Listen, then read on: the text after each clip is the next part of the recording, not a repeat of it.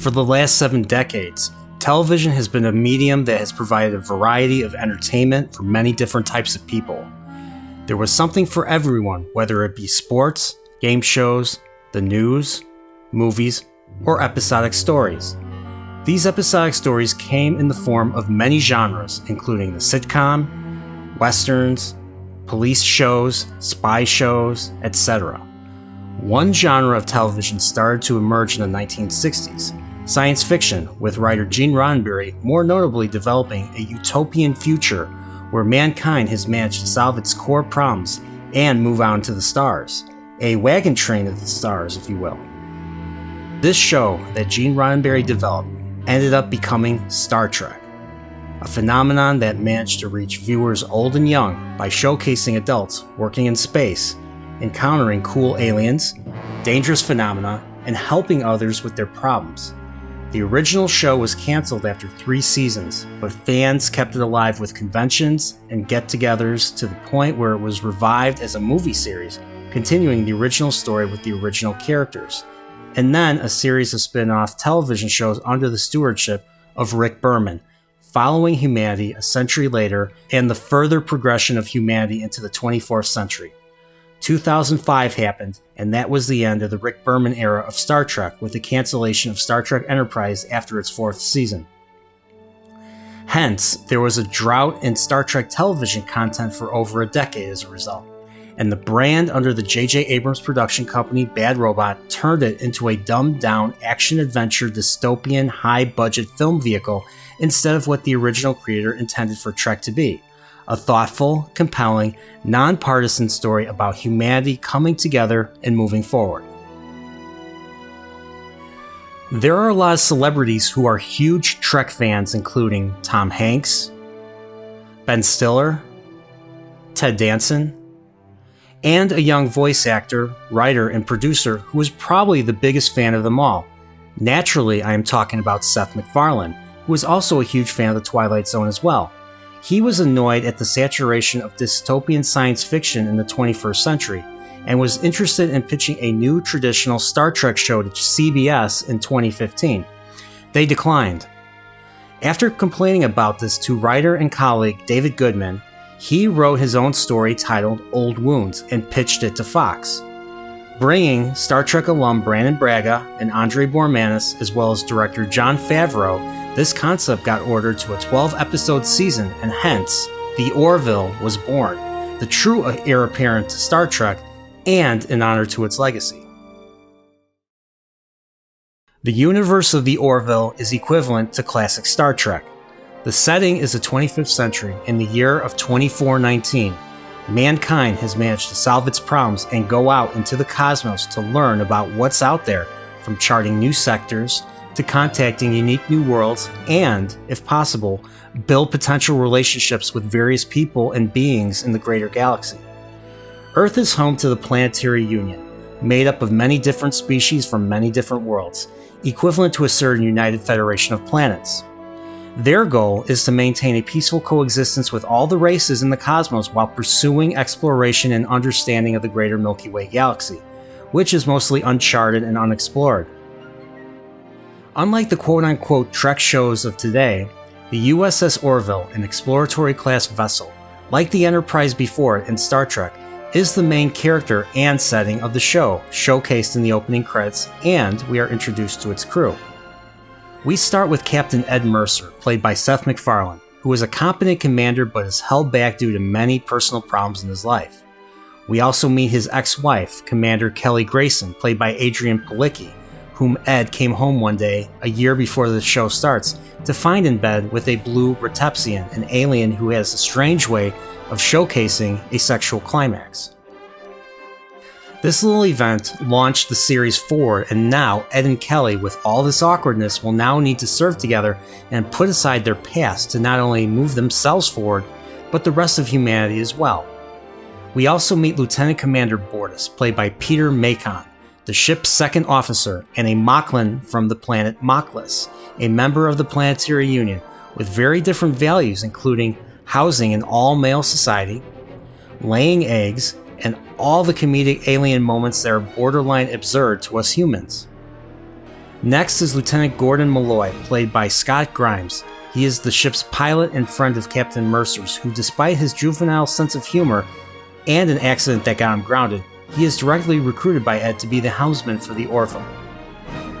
Sitting next to Gordon is Lieutenant John Lamar, the navigator who becomes fast friends with Gordon, who's pretty laid back and may be hiding his true capabilities. Lieutenant Alara Kitan, played by Halston Sage, is the ship's chief of security.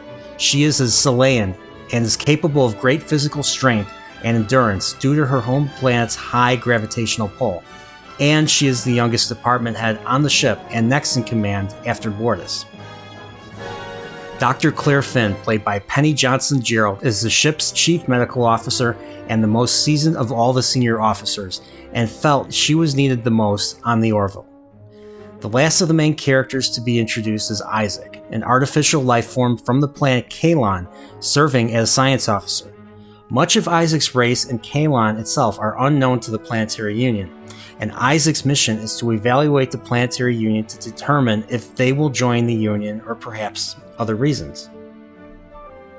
There are plenty of recurring side characters, including Clyden, Bortus's mate and the father of their child Topa, Claire's kids Marcus and Ty.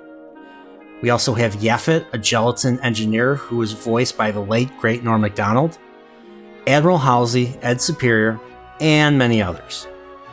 Like the Star Trek shows during Rick Berman's handling of the franchise, the Orville follows suit as an episodic character-driven show with a beginning, middle, and end. Unlike today's New Trek, this series takes an allegorical approach to storytelling, but this time peppered with more comedic elements from the cast.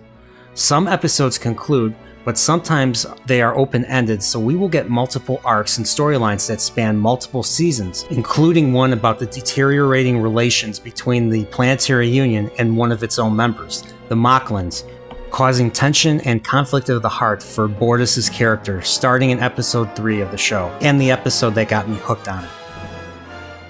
We also meet an antagonistic race, the Krill, a reptilian species from planet Krill that follow an extreme theocratic government where they themselves are at the center of the universe and see every other species in the galaxy as inferior and not of the image of their god, Avis.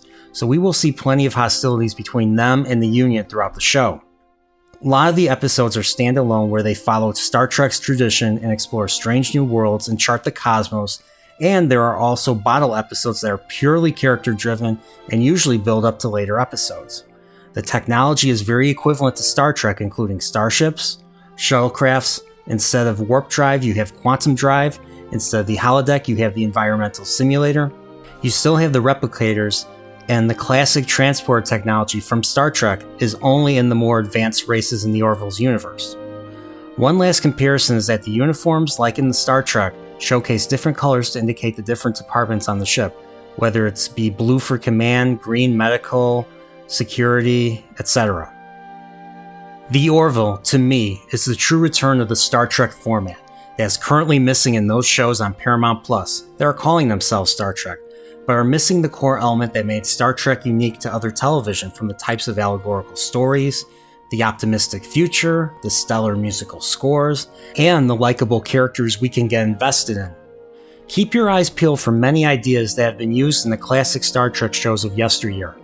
While it deeply resembles Star Trek, it is still its own thing, with the comedic moments peppered in showcasing characters who are still effective in their jobs, but still have many of the human foibles, including relationship problems.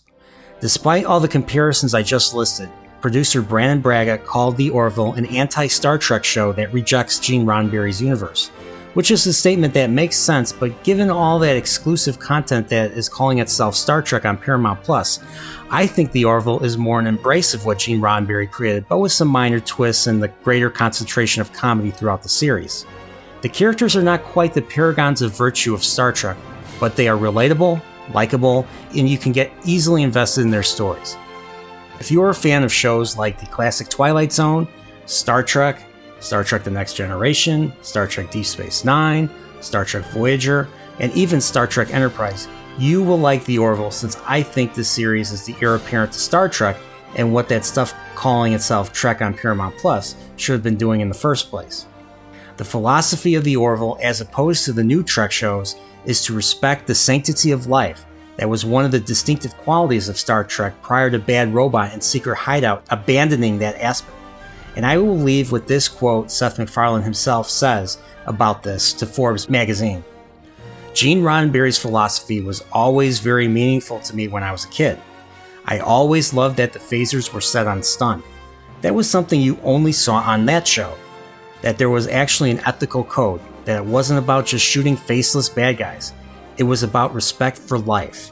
That was the philosophy of the show, and I swear to God, that's the reason that if I find a spider in my house, I've got to put it outside. I can't kill it. If you like the older Trek shows and like optimistic science fiction, then check out The Orville on Hulu. The new season will be dropped pretty soon. See you in the galaxy.